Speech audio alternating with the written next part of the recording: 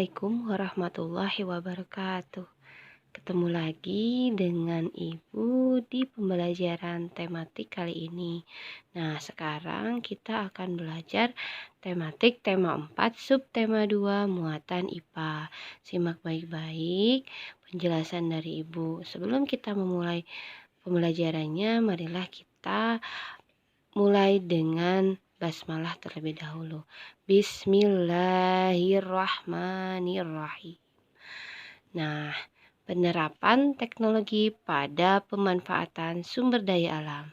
Setiap pekerjaan membutuhkan usaha dan keuletan, termasuk pekerjaan sebagai nelayan. Teknologi yang dibutuhkan nelayan yaitu teknologi menangkap ikan. Dan teknologi ini dibagi menjadi dua, yaitu teknologi tradisional dan teknologi modern. Ibu akan menjelaskan tentang pertama teknologi tradisional. Nah, teknologi tradisional ini biasa memakai jala atau jaring. Jala atau jaring ini terbuat dari bahan serat dari tumbuhan. Yang kedua adalah alat pancing. Alat pancing tradisional terbuat dari kayu yang dikaitkan dengan tali dan mata pancing. Berikutnya ada alat yang bernama bubu.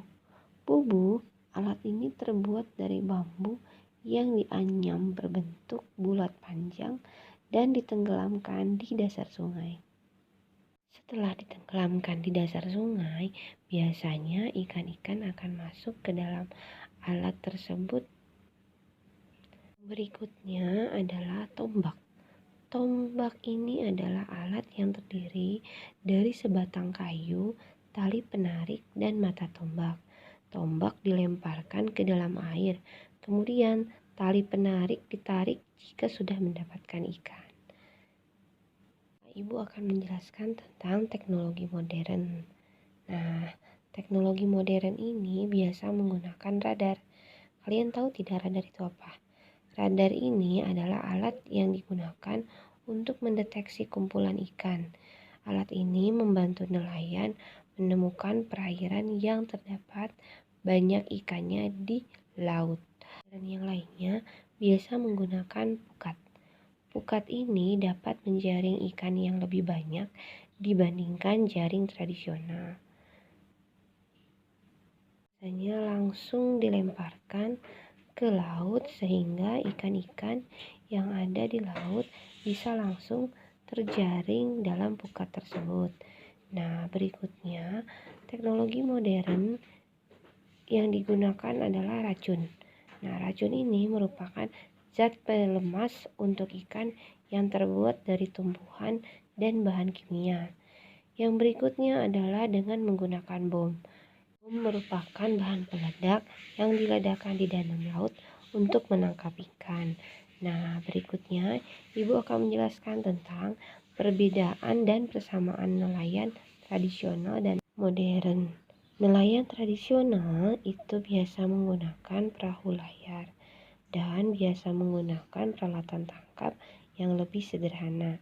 Sedangkan nelayan modern menggunakan perahu bermesin, menggunakan peralatan tangkap modern, dan memanfaatkan gelombang suara atau yang dinamakan sonar. Persamaannya sama-sama mencari ikan. Yang kedua, menjual ikan untuk kebutuhan sehari-hari. Yang ketiga, mengandalkan perkiraan cuaca. Dampak pemanfaatan teknologi bagi keseimbangan alam.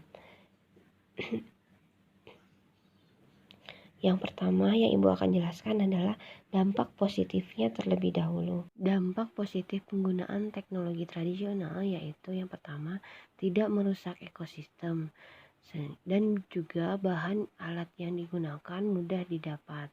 Dan dampak positif teknologi modern, hasil tangkapan nelayan lebih banyak, menghemat waktu dan tenaga karena menggunakan peralatan yang canggih. Yang berikutnya, dampak pemanfaatan teknologi bagi keseimbangan alam. Negatif penggunaan teknologi. Nah, Ibu akan menjelaskan yang pertama adalah teknologi tradisional terlebih dahulu. Hasil tangkapannya lebih sedikit karena bergantung pada cuaca dan arah angin. Yang berikutnya menghabiskan waktu dan tenaga. Dampak negatif penggunaan teknologi modern. Yang pertama merusak lingkungan jika digunakan secara berlebihan.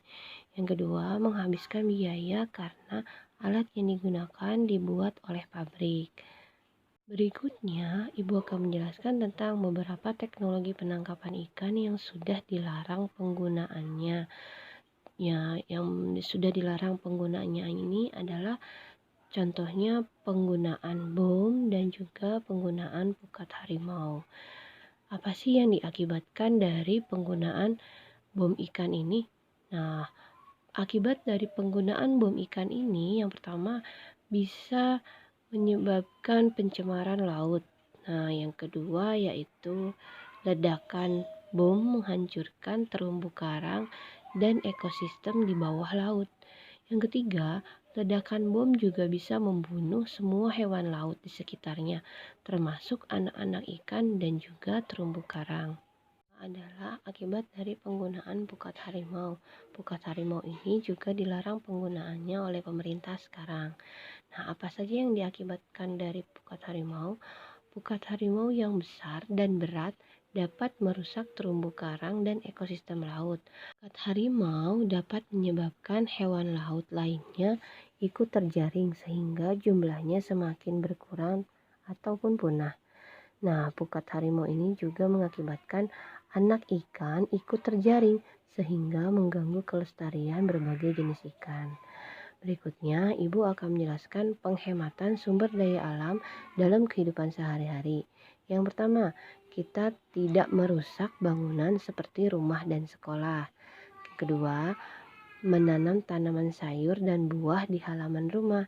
Yang ketiga, melakukan penghijauan ataupun bisa dikatakan dengan reboisasi. Yang keempat, menggunakan yang sesuai kebutuhan. Sekarang Ibu akan memberikan contoh kegiatan menghemat penggunaan sumber daya alam. Nah, bisa dilihat dari gambar. Yang pertama itu air saat mencuci, melakukan daur ulang pada barang-barang bekas, dan hemat saat menggunakan kertas. Terima kasih. Penjelasan dari Ibu cukup sekian kan ya. Nanti kita ketemu lagi di pembelajaran berikutnya. Wassalamualaikum warahmatullahi wabarakatuh.